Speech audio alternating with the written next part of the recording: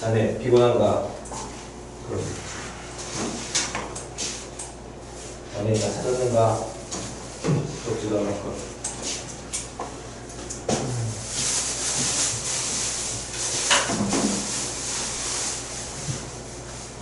근데 피곤한가 요새? 수요일이면 쉴 수 있습니다 여러분. 기다려지지 않습니까? 이거 오잖아요. 어? 이거 오잖아요. 학원에 가야지. 수요일에도 열심히 공부해야지, 그지? 우리나라 고딩이 왜 이렇게 열심히 공부하는 사회가 됐을까? 그치? 불쌍해 죽겠어. 나도 불쌍했어요. 힘내. 뭐야?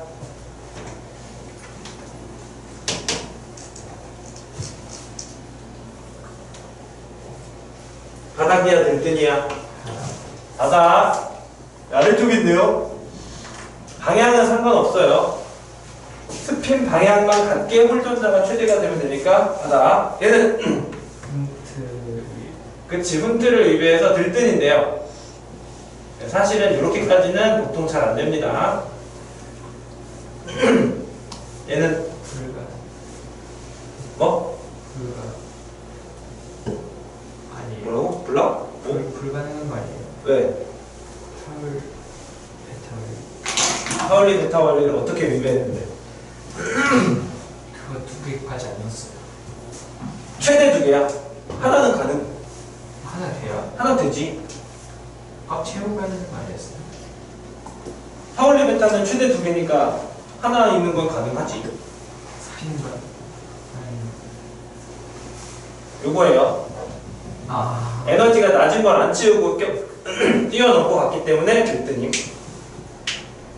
그래서 얘가 싸움의 원리 위배했다. 얘는 그치, 들뜬이죠. 훈트.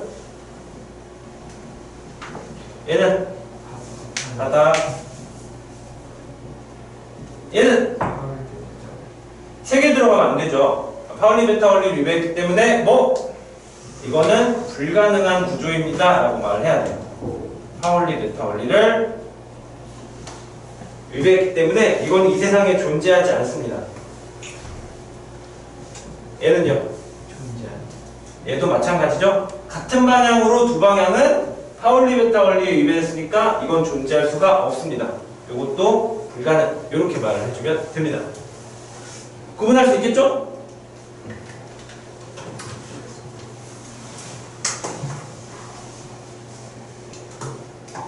자, 그럼 넘어가도록 하겠습니다.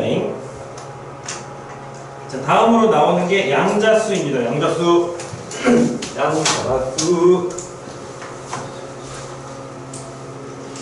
여기에는 별표를 좀 쳐주시고, 이거는 시험에는 무조건 나오기는 하는데 뭔지 한번 다시 보도록 하겠습니다. 나의 이야기를 잘 들어보아. 자, 첫 번째 껍질에 1s 오비탈 계속 그린다잉. 두 번째 껍질에 2s 오비탈. 이제 전자가 여러 개 들어가면 이렇게 갈라진다는 걸 알겠죠? 3s 오비탈. 뭐래? n이 3일 때는 3s 오비탈, 3p 오비탈, 저 위에 3d 오비탈. 다음 네 번째 껍질에는요, 이 아래쪽에 4s, 3p 이렇게 된단 말이야. 그러면 만약에 누구라고 할까? 칼슘이라고 합시다. 아니다. 칼륨이라고 합시다. 칼륨.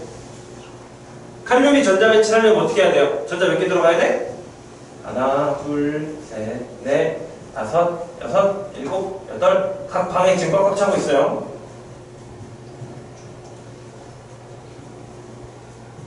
요렇게 차면 됩니다. 이게 칼륨이에요. 그죠? 근데 얘네들이 놀고 있다가 뭘 했냐면 배달의 민족을 시켰어. 배가 고파서. 얘네들이 다 같이 막 놀고 있다가 배달의 민족을 시켰어.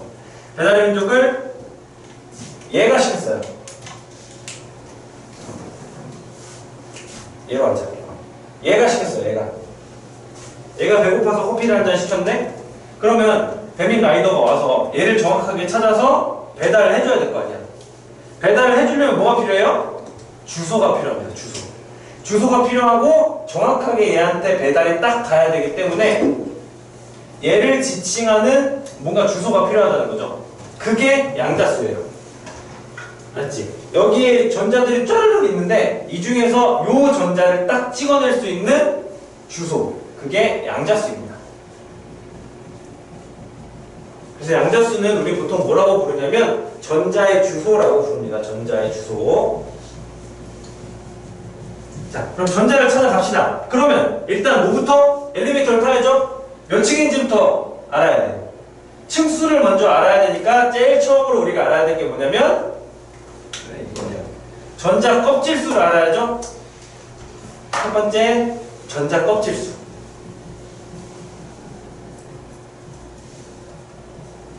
여기 이렇게 수합니다. 전자 껍질수를 알아야 돼요. 전자 껍질수.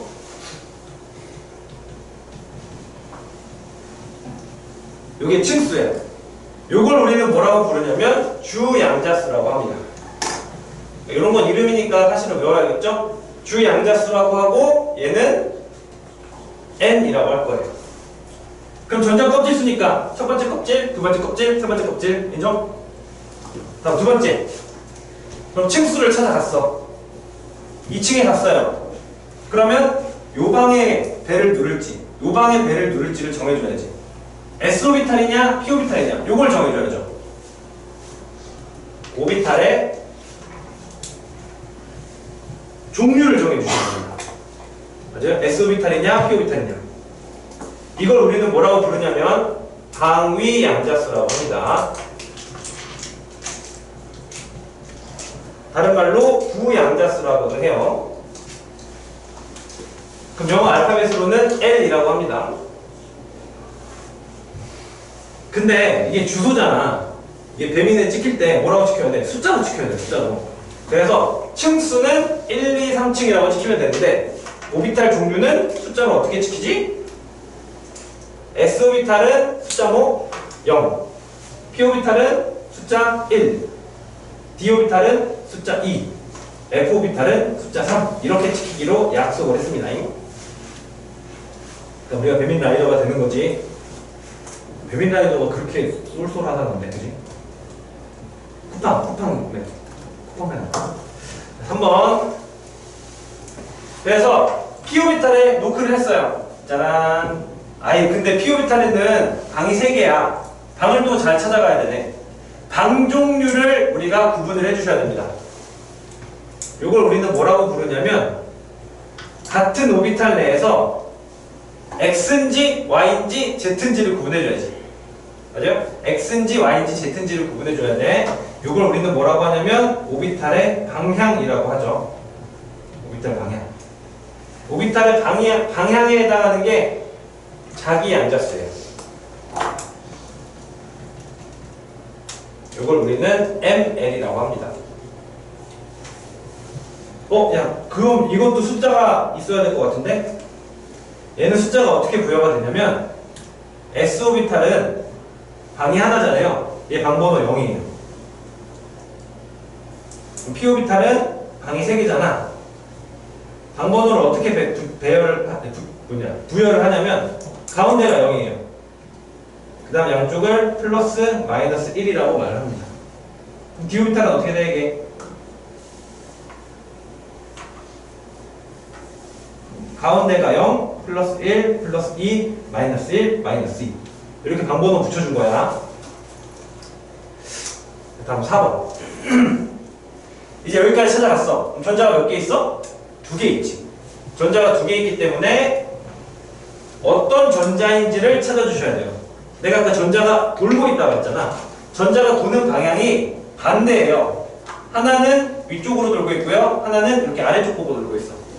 요걸 업스핀, 요걸 다운스핀이라고 해요. 그래서 전자의 스핀 방향을 마지막으로 판단을 해주시면 됩니다. 요게 스핀 양자수예요. 스핀 자기 양자수라고도 합니다. 얘는 MS라고 하고요. 그럼 얘는 숫자가 어떻게 돼? 하나는 플러스 2분의 1이고 하나는 마이너스 2분의 1이니까 두 개니까. 요 규칙은 좀 잘 적어놓고 외워두세요. 요거 관련된 문제는 하나 나올 거니까. 자, 그러면 얘를 찾아가야 돼요. 방금 얘 어떻게 찾아가면 돼요? n은 2, l은 1이죠. p 오비탈이니까 1이에요. 다음 l은 얼마? 이건 사실은 뭔지 몰라. 그렇죠? 하나가 마이너스 1이면 나머지 두 개가 0, 1 이런 식이야. 여기 마이너스 1이라고 합시다. 그 다음에 스핀 양자수는 플러스 2분의 1이에요 라고 주소지에 적혀 있으면 얘한테 배달을 할 수가 있다는 얘기입니다. 알겠습니까? 그래서 이런 규칙들이 사실은 있기는 있어요. 봐봐. 만약에 주양자수가 2고요. 그리고 방해양자수가 2고요. 그 다음에 장애양자수가 플러스 1이고요. 스핀양자수가 마이너스 2분의 1이라고 합시다. 그럼 이렇게 나와서 문제. 여러분들은 어떻게? 누군지 찾아야죠. 두 번째 껍질에 무슨 오비탈? D 오비탈이잖아. 두 번째 껍질에 D 오비탈이면 말이 돼요, 안 돼요? 말이 안 되지. 그러니까 존재할 수 없다. 이렇게 대답을 해주시면 돼요. 알았지? 그래서 원칙대로라면 방해양자수는 주양자수보다 무조건 작습니다. 갖거나 끌 수는 없어요. 근데 그런 규칙까지 나도 외우지는 않았으면 좋겠어. 그냥 우리 방 그릴 줄 알고 그 다음에 양자수에 대한 개념이 정확하면 이런 거 불가능하다는 거 판단할 수 있겠죠? 그치? 두 번째 껍질은 피오비탈까지밖에 없으니까. 그래서 이거 한 번만 그려보면 여러분들 쉽게 할 수 있겠네요. 그죠? 생각해보니까 우리 숙제 있지 않았어? 아니요. 숙제 있지 않았어? 숙제 질문 있어요? 있어요? 있어요? 끝날 때 검사해야겠는데?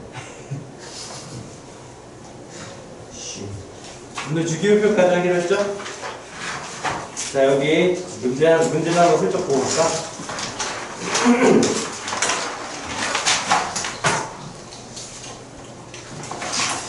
선이게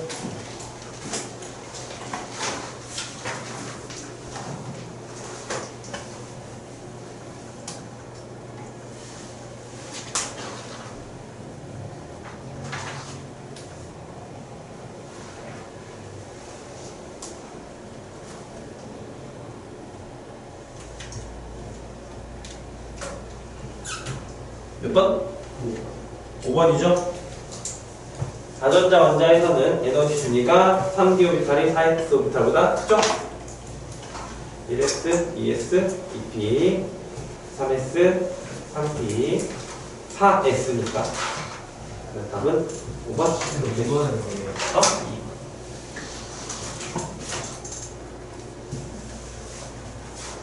2번이 뭐야?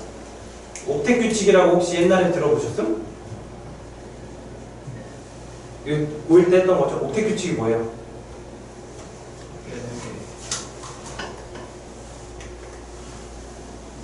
자, 이게 고1 때 배웠던 거랑 지금 배웠던 거랑 약간 차이가 있는 게 뭐냐면 고1 버전으로 돌아가자잉. 어쩌 옆에 고1인데 고1 버전은 원자핵 주변에 전자 껍질 있잖아요. 첫 번째 껍질에 전자 몇 개?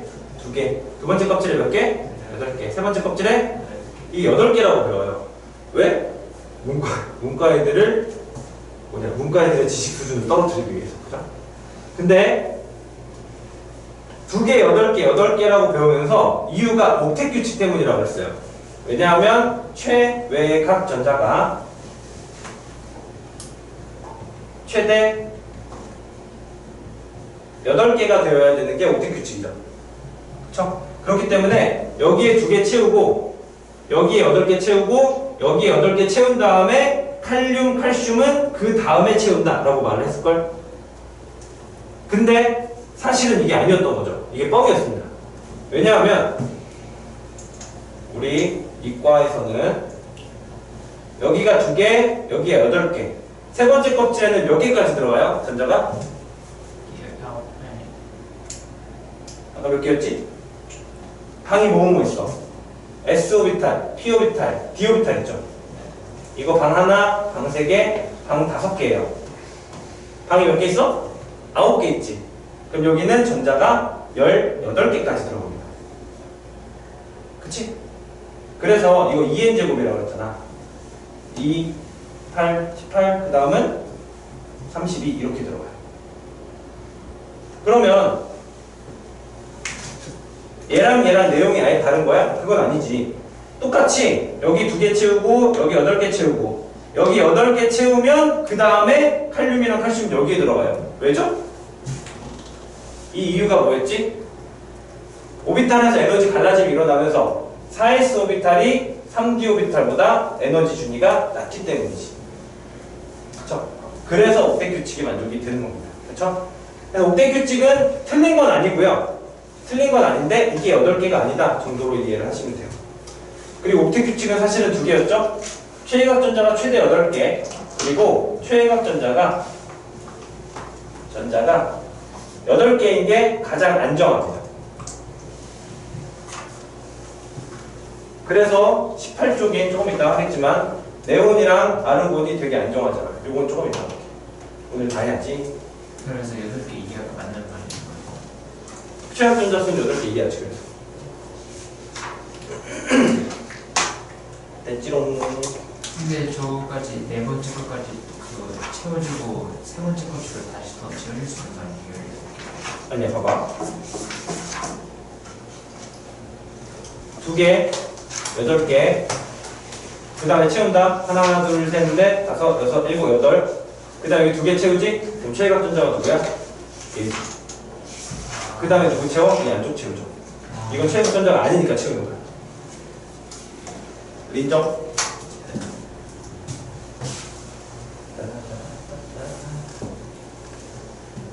근데 시간이 많네? 기분이 좋은걸? 자, 주기율표 보겠습니다.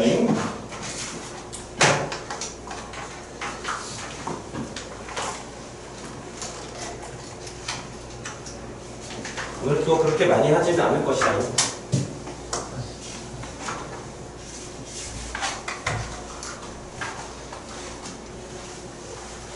기말고사는 100점, 100점, 100점, 100점. 이게 보통 중간고사 보고 던지는 애들이 많아요. 왜냐면 중간고사가 너무 어렵기 때문에 애들이 던지는데 그거를 이용해서 우리는 기말고사를 잘 붙잡으면 괜찮을지도? 봅시다. 주기율표. 주기율표가 뭐예요? 짠, 짠, 짠, 짠, 짠, 짠, 짠, 짠, 짠, 짠, 짜잔. 이렇게 생긴 거죠? 주기율표가 뭐냐면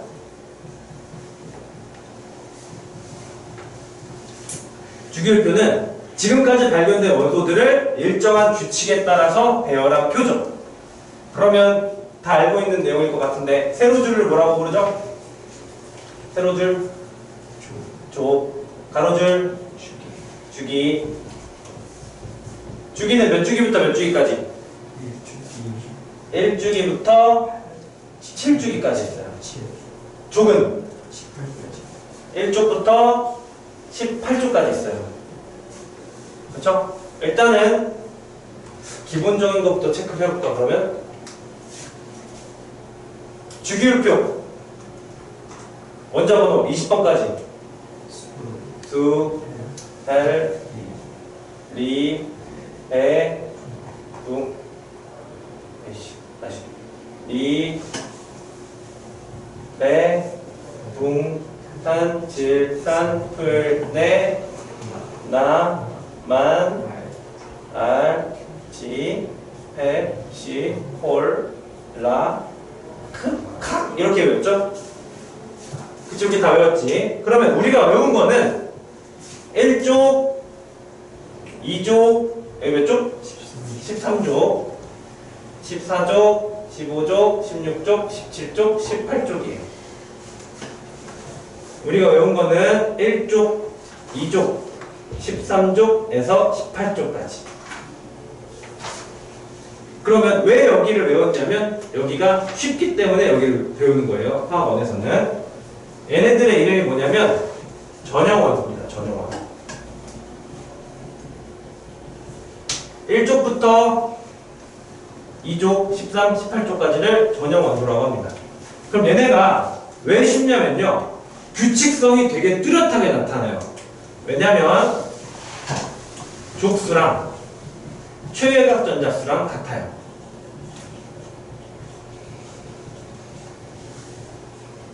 최외각 전자수랑 같다는 건 누구랑 같다는 거냐면 원자가 전자수랑 같습니다. 원자가 전자수랑 같아요. 근데 원자가 전자수는 조심해야 될 게 있죠. 18쪽은 원자가 전자수 몇 개? 18쪽 원자가 전자수가 뭐야? 원자가 전자수가 뭐야? 반응에 참여. 그렇지. 화학 반응에 참여하는 전자수. 화학 반응에 참여하는 전자수. 하는 전자. 18쪽은 원자가 전자수 몇 개? 빵개예요. 빵개. 그거 말고는 나머지랑 족수랑 원자가 전자수랑 똑같아요. 1족은 하나, 2족은 2개, 13족은 3개, 14족은 4개, 5개, 6개, 7개 이렇게 되는 거지. 그러면 12족부터 3족부터 12족까지는 이걸 우리는 뭐라고 부르냐면 전이금속이라고 합니다. 전이금속이라고 하고요. 얘네들은 왜 어렵냐면 족수와 상관없이 최외각 전자수가 1개에서 2개예요. 왜 그렇게 되는지는 설명 정도는 할 수 있을 것 같은데 무슨 오비탈에 전자가 채워주니까 d오비탈에 그 전자가 채워지기 때문이죠. d오비탈에 전자가 채워지기 때문에 최외각 전자가 아니라 그 안쪽에 채워지는 거예요. 그죠? 그러니까 얘네들의 성질을 예측하기가 어려워요. 그래서 우리는 이거는 일단은 고려하지 않는다. 이름만 알자. 이름만. 그죠?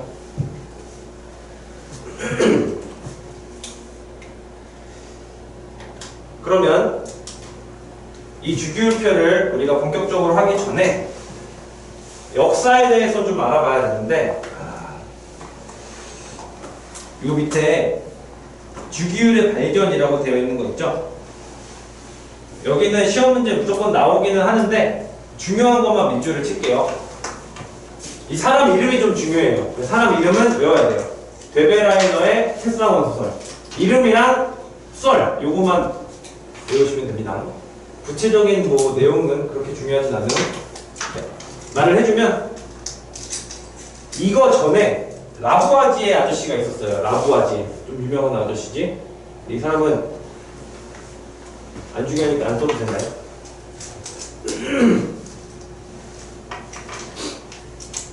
라부아지 아저씨가 있었는데 이 아저씨는 무슨 짓을 했냐면 그때까지 발견된 원소들이 있을 거 아니야. 원소들을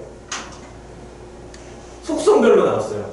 불속성, 물속성, 이런 땅 속성 이렇게 나눴어. 그러니까 좀 그렇지, 그렇죠. 얘는 빨간색이니까 불속성 이런 식으로 나눴어요. 근데 라부아지 아저씨가 원소들을 분류를 처음 하기 시작했다라고 해서 보통은 책에 많이 나오기는 하는데 뭐 그렇게 큰 발견은 아니라고 보고요. 데베라이너의 새쌍원소설이 그다음 좀 중요하긴 한데 얘는 뭐냐면 그때까지 발견된 원소들을 세 쌍씩 묶었어요.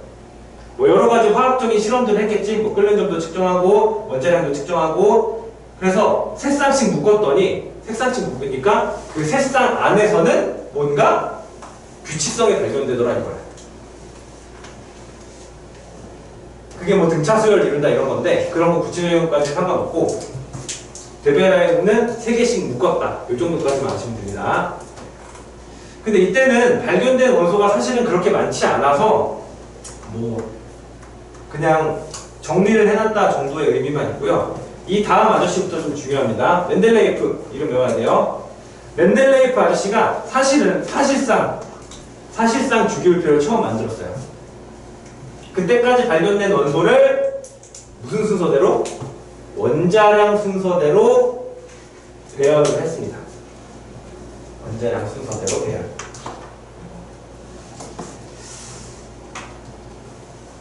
근데 이게 좀 기가 막혀. 왜냐하면 63가지 원소를 그대로 쭈루루루 배열한 게 아니고 성질들을 화학적 성질들을 기준으로 배열을 하다가 화학적 성질들이 예측이 되는 원소들을 지금 발견이 안 됐는데도 비워놓고 얘네들 예측까지 했어요.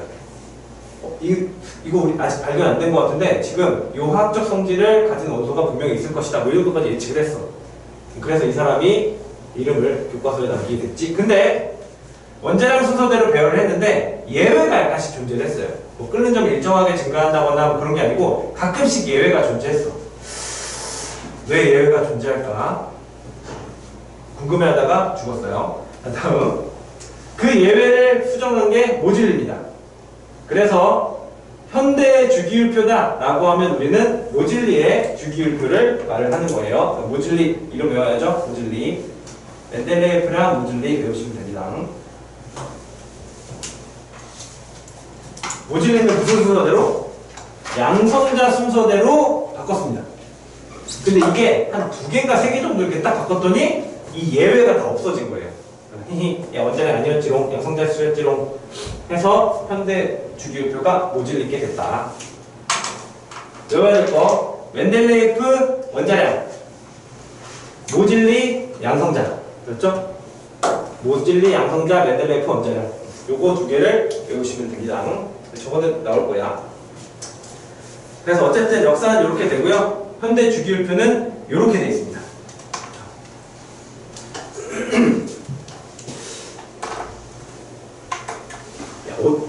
어디 뭐 대치동 학원에서는 이걸 다 외우라고 한대요. 주기율표를. 우리 대치동 느낌으로다가 다 외워볼까? 그러면 1번부터 끝까지 진짜 외워. 내가 대치동에서 학원 다니다가 온 친구를 봤거든. 진짜 외워. 여기 다 써. 근데 화학 성적은 좋지 않지. 그치? 여기서 뭐 어디다 쓰는 몰라. 여러분 20번까지만 외우시면 돼요. 외웠어. 외우고 나서 봤더니 얘네들의 모양을 보니까 금속, 준금속, 비금속으로 나눠져 있네요. 자, 요렇게 잘라서 왼쪽 밑에가 금속입니다. 그리고 오른쪽 위에가 비금속이에요. 중금속은 뭐야? 중금속은 금속도 아니고 비금속도 아니요? 그건 아니에요. 중금속은 원래 뭐지? 비금속인데 금속의 성질을 많이 띠고 있기 때문에 거의 금속이라는 말을 붙여준 거야. 거의 금속이면 비금속이지. 그렇죠? 거의 내가 프로게임을 하고 싶어. 게임을 개 잘해. 오, 이 새끼 준 프로인데? 라고 말을 하면 뭐예요? 아마추어라는 소리죠. 거의 프로라는 소리니까 준 붙으면 그게 아니라는 소리입니다. 네, 비금속이에요. 금속이랑 비금속의 차이는 뭘까? 금속과 비금속. 금속을 기준으로 합시다. 금속의 특징. 이름이 흉튠뇽으로 끝난다. 흉튠뇽, 그죠? 그 다음에 금속은 이온이 될 때 무슨 이온이 됩니까? 무슨 이온이 돼? 금속은 양이온이 되죠? 금속은 양이온이 되려고 합니다. 양이온이 되고 싶어. 양이온이 된다는 건 전자를 잃어버리는 거야, 얻는 거야? 전자를 잃고 싶어요. 읽고 싶어요. 전자를 잃는 건 뭐라고? 산화. 전자를 잃어버리는 거 산화라고 하죠. 이거 산화는 했지 여기서. 산화모니를 쓰면 콩팥을 잃어버린다. 전자를 잃어버린다. 그죠? 금속은 요겁니다. 그럼 금속 애들을 조금만 더 봅시다. 금속 중에서 유명한 애들은 우리가 정리를 좀 하고 갑시다. 제일 유명한 게 누구냐면 1족이에요. 1족. 유명한 애들은 이름이 있습니다. 자, 1족. 1족은 이름이 알칼리 금속이죠. 알칼리 금속이니까 누구 빼고? 수소 빼고. 수소는 비금속이에요. 내가 1쪽의 성질들을 말해줄 텐데 이게 통합과학에서 배운 거거든? 근데 내가 몇 개의 화학식을 써줄 거예요. 이 화학식을 이제 우리는 외우도록 합시다. 우리 쌉고수가 돼야 돼요. 그치? 알칼리 금속의 성질 첫 번째. 물과 반응. 물다. 말랑말랑합니다. 말랑말랑해서 나무칼로 썰어요.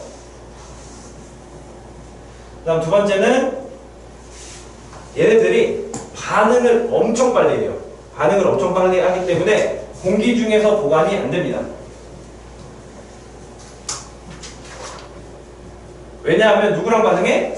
산소랑 반응하기 때문이죠. 자, 알칼리 금속은 M으로 쓰지. M 플러스 산소 하면 뭐가 나와요? 자, 반응을 한다 그랬잖아. 반응. 금속이 반응을 한대. 뭐 하고 싶은 거야? 전자를 잃어버리는 거예요. 금속은 전자를 잃어버리는 걸 반응한다라고 해. 그러면 알칼리 금속은 전자를 몇 개 버리고 싶어? 하나만 버리고 싶죠. 1쪽이니까. 전자를 하나만 버려. 그럼 얘는 M 플러스가 되겠죠. 이거 그냥 나 혼자 떠드는 거예요. 여기 옆에다 적으시면 돼요. 빈칸에다가 적으시면 돼요.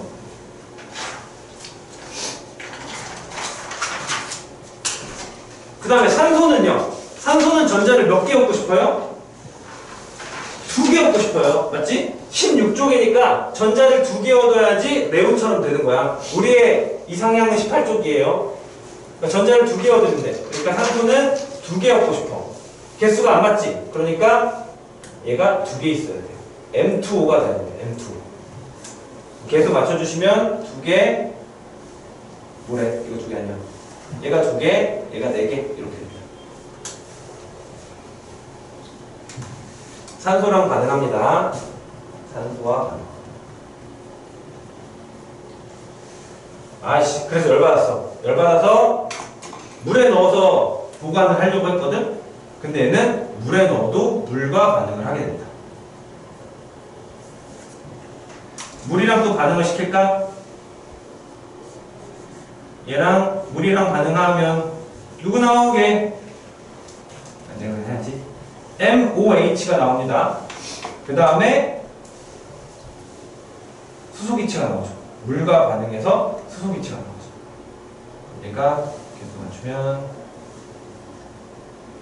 2개, 2개, 2개 이렇게 되는 거죠. 물과 반응해서 수소기체가 나온다. 그러면 수소기체가 나왔는데, 자, 여러분들이 알고 있는 알칼리 금속 누구누구 있어요? 리튬, 나트륨, 칼륨이잖아. 나트륨 넣어봐. 나트륨 넣어서 NaOH가 나왔죠. 헐. 염기성 물질 나온 거지. 그쵸? 물과 반응하면 염기성 물질이 나오게 됩니다. NaOH. 점점 보수가 되는 느낌이 들지 않니? 그치? 4번. 솔직히 화학은 니네 학교에서 니네들이 제일 잘해야 돼. 왜냐면 내가 계산하니까. 그죠? 4번 뭐예요? 누구랑 반응하냐면 산과 반응합니다. 산과 반응. 자, 알칼리 금속이랑 염산이랑 반응을 시키겠습니다. 무슨 기체 나와요? 수소기체 나와요. 그러면 MCN. 그 다음에 수소기체가 나와야 되니까 이거 2개죠. 2개.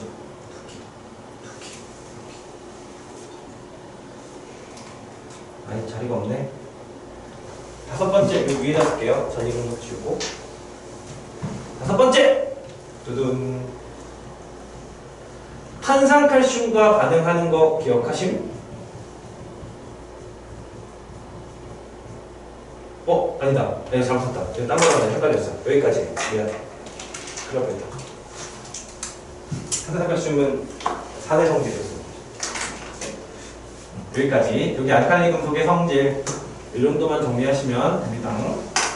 자, 이족은 이름이 뭐예요? 이족도 이름이 있어요. 1족은 알칼리 금속, 2족도 좀 유명하거든. 이름만 아시면 돼요.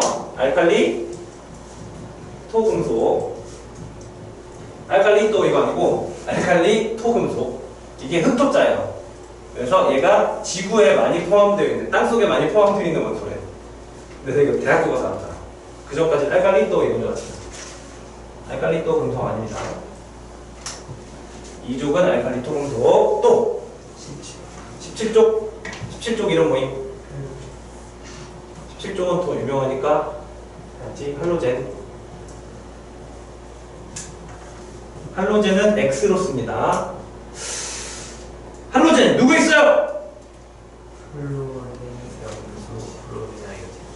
F, Cl, Br, I. 자, 할로젠의 첫 번째 성질. 우리 공유결합할 때 배웠을 거예요. 이원자 분자 형태로 존재를 합니다. 자, 지금 내가 정리하는 이 주기율에 대한 성질은 메인 파트는 아니에요. 근데 기본 상식으로 깔아놔야 되기 때문에 혹시 뭐 다 까먹었을 수도 있으니까 지금 정리를 하는 거예요. 이원자 분자 F2, Cl2, Br2, I2입니다.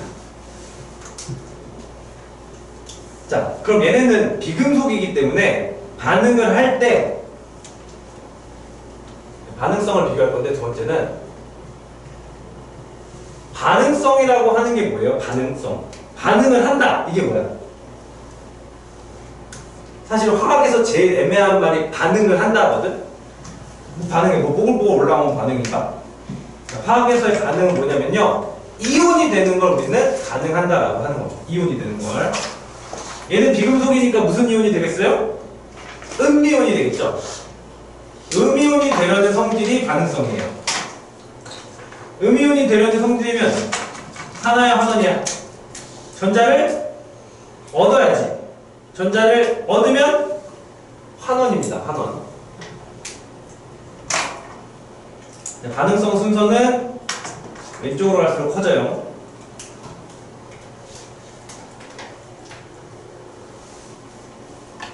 자, F2는 색깔까지 해야 되나? 색깔은 그냥 말로만 할게. F2는 무슨 색? 연노란색이에요. 연노란색. 상태는 연노란색 기체입니다. Cl2는 무슨 색? 연두색이에요. 연두색. 연두색 기체예요. 브로민은 부록 뭐였죠? 부록 무슨 색? 젓갈색, 피똥색. 무슨 똥이죠? 물똥이었죠? 액체. 다 까먹었구만. I2는 무슨 색? 이게 보라색 고체예요. 그래서 이 상태는 알아두시면 좋고요. 특히 브로민 같은 경우에는 액체잖아. 여기 주기율표에 전체 내에서 액체인 게, 상온에서 액체인 게 딱 두 개밖에 없어요. 그러니까 되게 레어템이란 말이야. 희귀해. 비금속에서 액체, 금속에서 수은, 이렇게 두 가지 있습니다. 이런 건 알아두면 도움이 되겠지. 다음 세 번째, 얘네들은 누구랑 반응을 잘하냐면요, 뭐냐, 알칼리 금속이랑 반응을 잘합니다. 그래서 반응을 하면 이 MX가 돼요. 제일 대표적인 게 뭐지? 염화나트륨. 나트륨이랑 염소랑 반응해서 이 NaCl이 된다. 이 정도까지.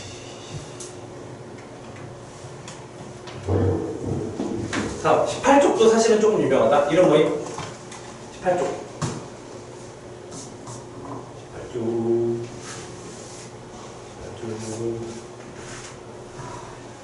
여기 있나? 18쪽. 비활성 기체. 활성이 없는 기체예요. 뭔 말이야? 얘는 반응 안 합니다. 반응 안 하고 기체예요. 반응 안 한다는 말은 무슨 뜻이야? 굉장히 안정하다는 뜻입니다. 얘는 지금 기분 최고야. 기분 최고기 때문에 누가 옆에 와도 반응 안 해요. 지 혼자 너무 최고야. 왜 최고지? 최외곽 전자가 8개이기 때문이에요.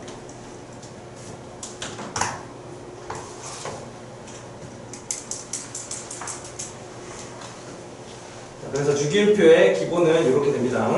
자, 그러면 사실 요 다음부터 나오는 게 이 주기율표의 메인 이벤트인데, 다음 주부터 하는 게 주기율표의 메인 이벤트인데, 거기는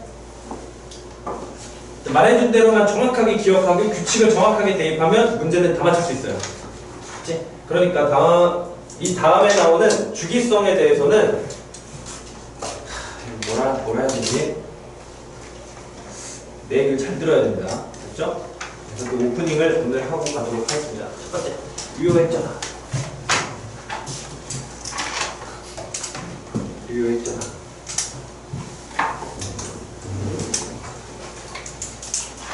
자, 봅시다. 유효했잖아. 유효했잖아를 정확하게 설명을 하면 너무 오래 걸리니까.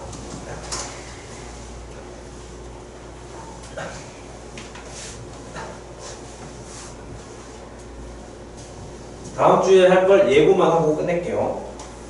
자, 주기율표를 대충 이렇게 그립니다. 자, 주기율표를 그렸다는 건 무슨 의미가 있냐면 뭔가 성질이 반복되기 때문에 얘네들 줄을 바꿔서 그린 거죠. 그렇죠? 그러니까 뭔가 화학적 성질이 규칙적으로 반복이 된다는 거지. 그래서 얘네들을 줄을 갈아 끼워서 배치를 했단 말이야. 그러면 왜 화학적 성질이 규칙적으로 반복되는 상황이 펼쳐졌을까요? 이게 아까 전자배치 생각해보면 이해가 돼요. 그죠? 화학적 성질을 결정하는 건 뭐냐면 최외곽 전자수가 원자가 전자수거든.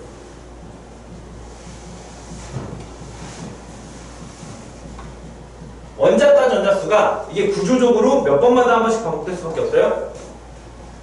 8번마다 반복이 된다는 거지. 그쵸? 그러면 8번마다 반복이 되기 때문에 그에 따른 화학적 성질들도 계속 반복이 될 거야. 그러면 어떤 성질들이 반복이 될 거냐 이거지. 대표적으로 4가지가 있습니다. 첫 번째가 유효액전화, 두 번째가 뭐게? 까먹었다. 반지름, 원자 반지름이나 이온 반지름. 세 번째가 이온화 에너지예요. 그 네 번째가 전기 음성도 이렇게 있습니다. 근데 이게 단원상으로 전기 음성도가 3단원으로 넘어갔어요. 그래서 우리는 2단원에서는 이렇게 3개만 해주시면 되고요. 이게 내가 설명은 해주긴 하는데 설명을 하긴 한 다음에 문제를 좀 많이 풀어야 돼요. 그래서 우리 다음 주면 이게 다 끝날 거야 아마. 그러면 그때부터는 문제를 좀 많이 풀 거예요. 100점 맞아야 돼. 알겠습니까?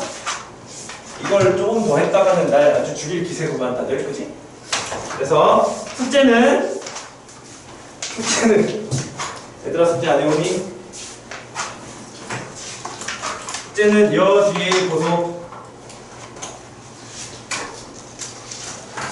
여 뒤에 보면 6번 원소의 주기적 성질이라고 있어요.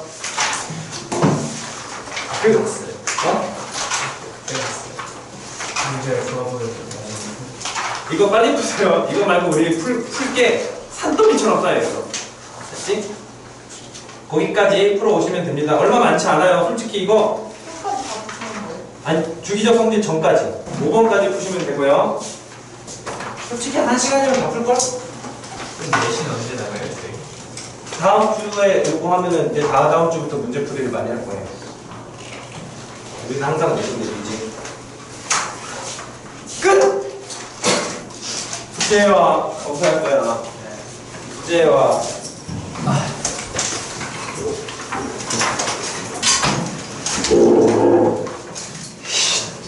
예문제 풀어줘요. 진짜.